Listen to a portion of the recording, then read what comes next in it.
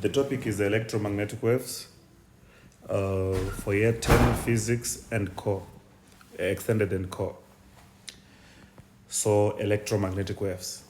So before I talk about what makes them electromagnetic waves, I must give you examples of electromagnetic waves. So we have these 7 examples of electromagnetic waves. We have what we call radio waves, we have microwaves, we have infrared radiation, we have visible light. Visible light comprises of all these colors. We have ultraviolet, we have X-rays, we have gamma rays. So these 7 type of waves are the ones that are categorized as electromagnetic waves. So what is it that makes them to be called electromagnetic waves? What makes them to be called electromagnetic waves is that they all travel with the same high speed in a vacuum. All electromagnetic waves, if you put them in a vacuum, all electromagnetic waves, number one, they can travel in a vacuum, which all other waves cannot do. Electromagnetic waves can travel in a vacuum. But not only can they travel in a vacuum, they also travel with the same speed in a vacuum or in air. They will travel with the same speed, and that speed is 3 times 10 to the power of 8 meters per second. That is the speed with which they travel through a vacuum or through air. So electromagnetic waves are the only type of wave that can travel through a vacuum. But they also are the fastest of all waves. They travel with the speed which we call the speed of light in air and in vacuum of 30 million meters per second, which is a very, very high speed. Now, let's go deeper on the electromagnetic waves. Now, starting with radio waves. Radio waves. We want to know what makes them special, what we use them for, because it will be pointless to learn about electromagnetic waves without talking about what are they, where do we use them, what is special about these waves. So let's start with radio waves, for example. You must know also that as far as the wavelength is concerned, waves at this end, let me use a blue color there, waves at this end have the highest and the longest wavelength, whilst waves at this end have the lowest and shortest wavelength. So that's to do with wavelength. That's to do with wavelength. So that's to do with wavelength of X-rays, of electromagnetic waves. So radio waves. So radio waves are used for long range communication. For example, we might have a broadcast station broadcasting radio waves here in Blantyre, and someone in Lilongwe is able to hear this using their own radio device. So those devices are called radio devices for the sole reason that they receive radio waves, and they are also able to broadcast radio waves also. So you are able to pick up radio channels, you are able to listen to radio channels because they are picking up radio waves broadcasted from Lilongwe. So they are used radio waves in long range communication. The reason why they are used in long range communication,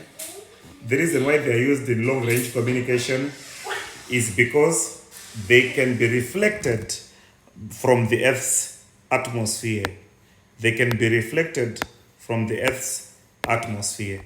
What do I mean by that? I mean this. If this here is the Earth, around the Earth there is the atmosphere. So around the Earth there is the atmosphere of the Earth. So the atmosphere, in a way, we can say that this is an envelope of air which surrounds an envelope of air which surrounds the Earth. That's the atmosphere. So the atmosphere is an envelope of air that surrounds the Earth. So if electromagnetic waves are produced here, they can reach a point there. Reason being that they are reflected by the atmosphere. If they were not reflected by the atmosphere, then they would not be the ideal rays. That they are reflected by the atmosphere means that they are capable of moving from point A to point B where we want to receive the signal. Now, the next one is microwaves. Microwaves, why do we use microwaves? We use microwaves in satellite communication. So, at your home, you might have a satellite dish, or you might even be using Starlink. If you're using Starlink for internet, even your phone right now, if you take your phone and try to call anyone, you trying to call anyone, that's an example of you using microwaves. That your phone uses microwaves. Your phone uses microwave for communication. So microwaves are used for satellite communication and other communications, mobile communication in general, for even Wi-Fi also, because microwaves can penetrate the Earth's atmosphere. They are much capable of penetrating the Earth's atmosphere. They can enter the Earth's atmosphere. So suppose this is the Earth here at the center there. In space, all the region after the atmosphere there, let's say there is a satellite there. The satellite will produce signals that are able to reach the Earth. The Earth can also beam signals to the satellite. So the two can happen. The Earth beams the signals to the satellite, and the satellite beams signals to the Earth. And they are able to be penetrating into the Earth atmosphere there. So that's the reason why we use microwaves. Then the next one is infrared radiation. These ones, infrared radiation, they are used in optical fiber communication.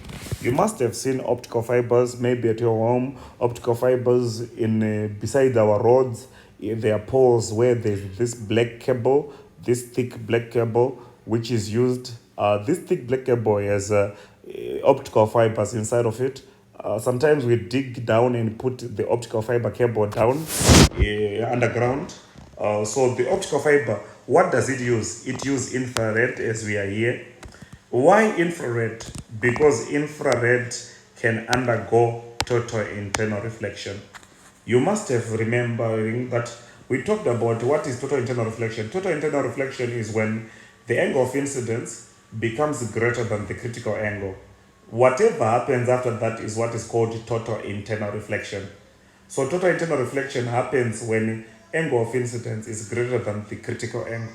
So if we are using infrared radiation, the angle of incidence is mostly greater than the critical angle.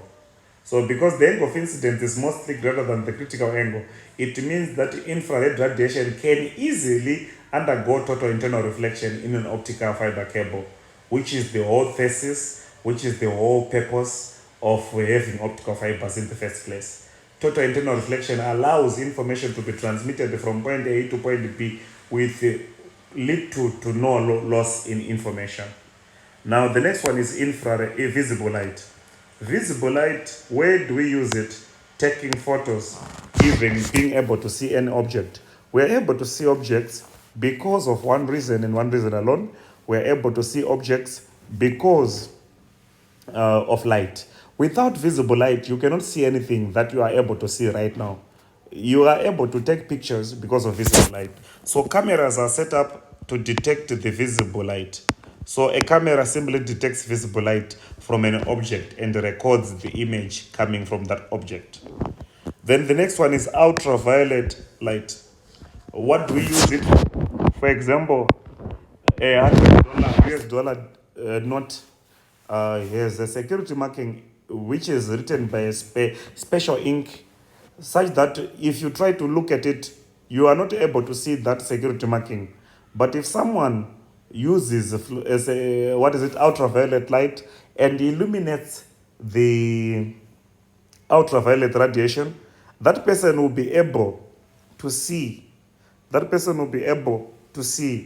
what is that security marking, meaning that we are able to actually mark devices, we're able to mark paintings so that we can see the authentic one and which one is the fake and which one is the authentic one.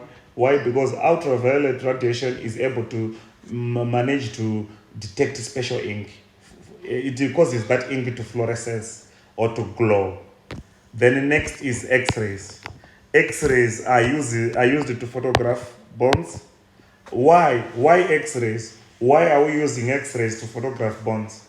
How do they do that? X-rays, you see, they are able to enter flesh, which is not the bones. They are able to enter it. Now, if you put a photographic film behind the person's body, this photographic film is originally, let's say, white or maybe, let's say, colorless.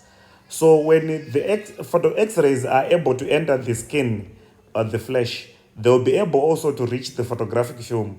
Now, when X-rays reach the photographic film, they darken the photographic film, which means that they have arrived, they have been able to enter. But if you direct X-rays and they pass through the bone, they will not be able to completely pass through the bone and come out of the other side to darken the photographic film. So the photographic film remains white for that specific reason. So therefore, we now have an image of our bone structure, of our skeletal system, of our body. Then finally, of these electromagnetic waves, there is gamma rays. Gamma rays are used to sterilize medical tools. Why? Gamma rays can kill bacteria. Gamma rays can kill germs. Because of this reason, we take our scalpels, injections, everything, we put it in where there's gamma rays. And gamma rays will sterilize all this and make these apparatus to be safe for us to cut a human open. We don't want to be introducing germs and bacteria into a human's body by our own scalpels and apparatus. Now, it is important to understand the harmful effects of excessive, let's say, use of microwaves, for example.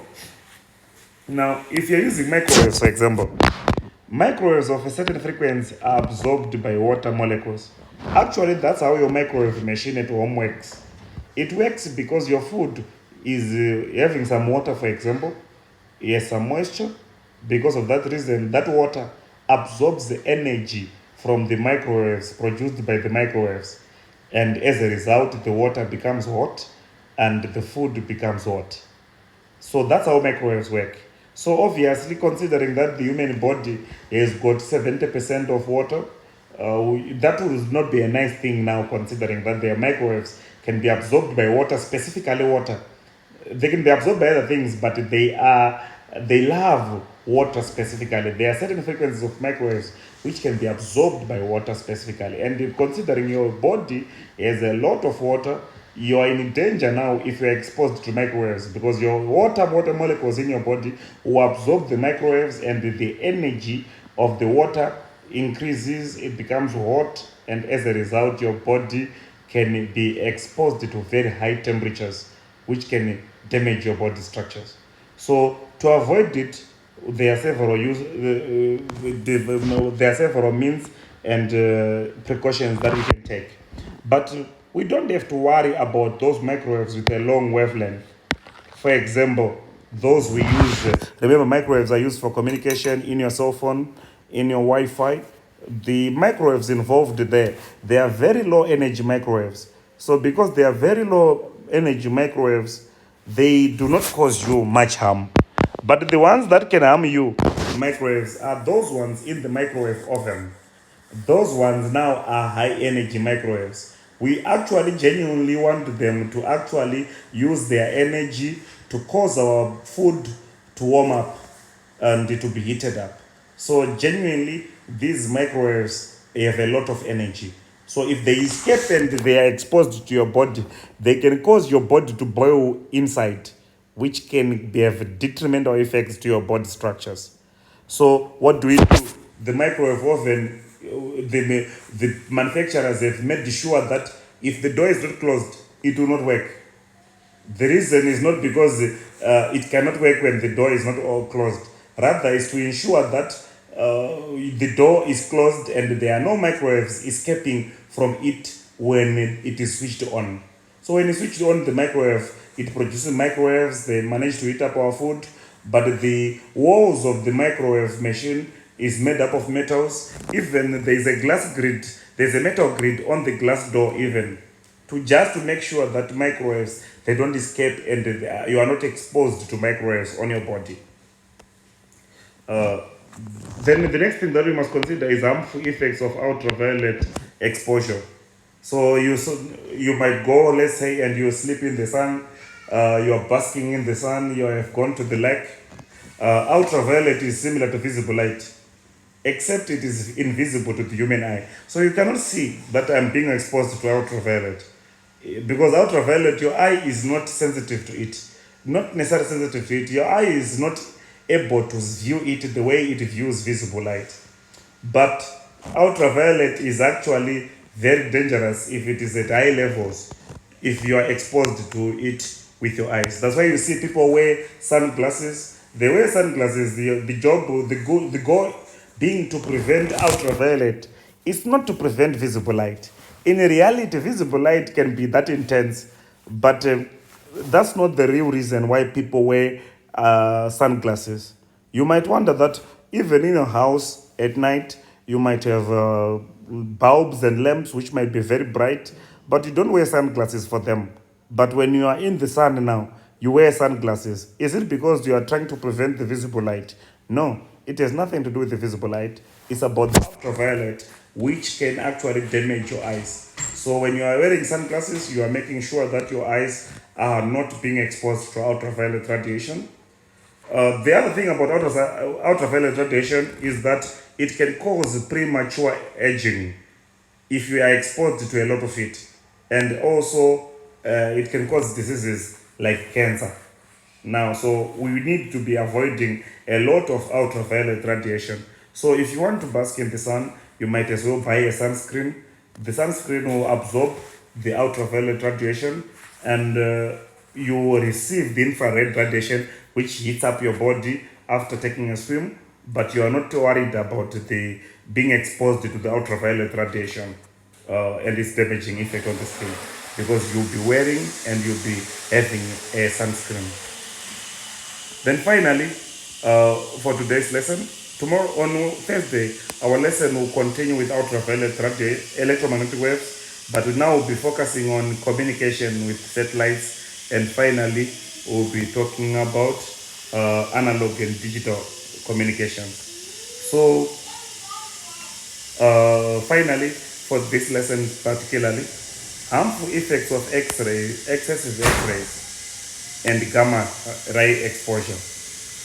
You must know that X-rays, in as much as they are good for us because they allow us to be able to view internal body structures, because they can penetrate inside the body, they can cause the mutation of DNA, causing cancer. How do they do this? These X-rays, they can come and break the DNA cells. So the DNA can be broken, and when the DNA is broken, the information changes in the cell. The cell starts multiplying at an irregular rate, which can actually cause for you to have cancerous tumors.